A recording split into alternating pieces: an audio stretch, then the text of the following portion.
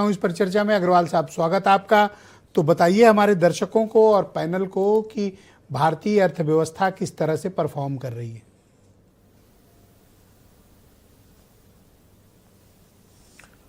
हाँ ब्रजेश जी, भारतीय अर्थव्यवस्था का जो आज स्ट्रक्चर है और जिस रूप में ये आगे बढ़ रही है, ये एक चीज़ तो ये मानना पड़ेगा कि जो वेस्ट का मॉडल है हम उस मॉडल से अलग हट करके आपने आगे को बढ़ा रहे हैं और इसके कई घटक हैं।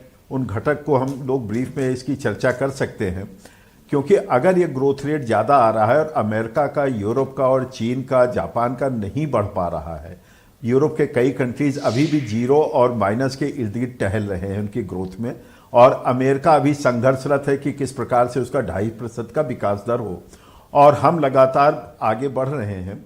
और ग्लोबल एजेंसीज जो भी हैं, रेटिंग एजेंसीज हैं, वो लगातार रिवाइज अपवर्ड कर रही हैं।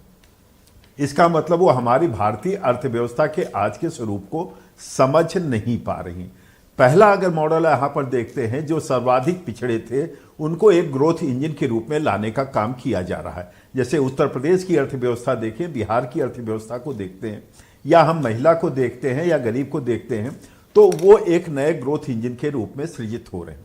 दूसरा, हम नए ग्रोथ सेक्टर्स को सृजित कर रहे हैं, चाहे आप स्पेस सेक्टर को ले लें, चाहे न्यूक्लियर एनर्जी के रूप में ले लें, या क्लीन ग्रीन एनर्जी के रूप में सोलर एनर्जी, विंड एनर्जी के रूप में ले लें, या इंफ्रास्ट्रक्चर को ले लेते हैं।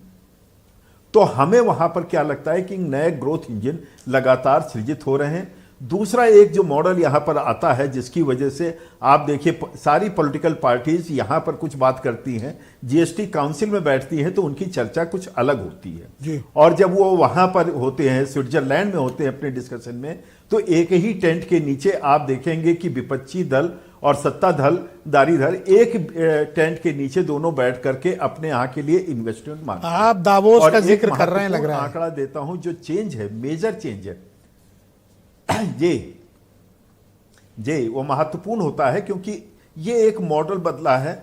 दूसरा, हम लोग अभी देखेंगे कोविड के बाद लगभग 5.5 लाख करोड़ रुपए जो इंटरेस्ट फ्री 50 साल के लिए ऋण दिया गया इंफ्रास्ट्रक्चर जनरेट करने के लिए, यानी कि स्टेट और सेंटर कहीं ना कहीं ग्रोथ में सामने एक साथ आते दिखाई पड़ते हैं।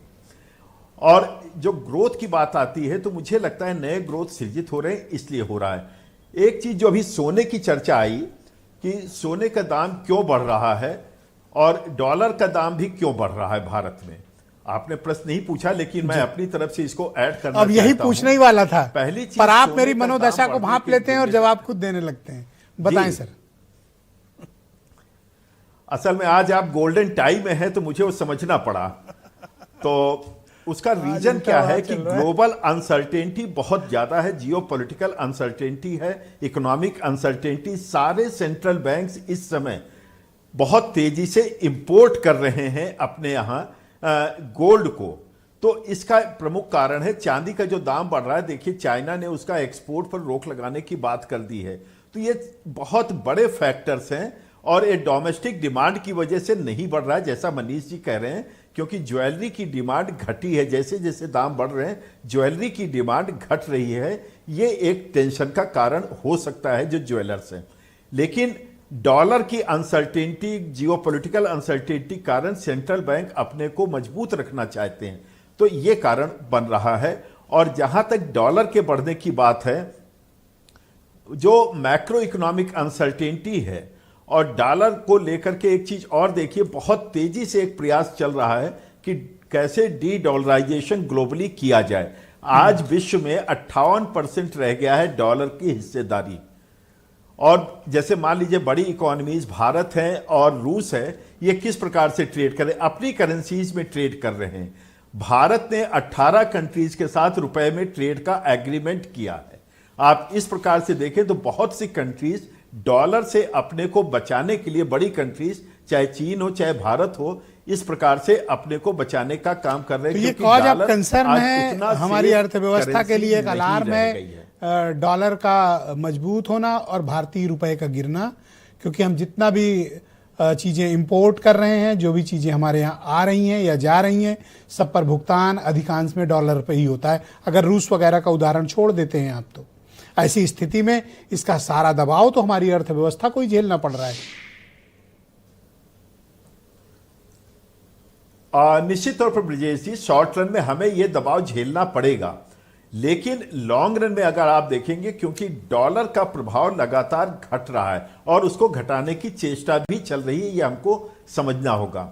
तो मुझे लगता है कि शॉर्ट रन में यह टेंशन रहेगा, लेकिन इसका दुष्प्रभाव डॉलर भी झेल रहा है, क्योंकि डॉलर का जो वैल्यूएशन है ग्लोबली बढ़ रहा है, तो ग्लोबल लेवल पर उसको टेंशन है, और जो टैरिफ लगा रहा है ग्लोबल, उसका जो है, और उसकी अपनी मैक्रो इकोनॉमिक कंडीशन बहुत अच्छी नहीं है आज के दिन अमेरिका की। बहुत शुक्रिया आपका।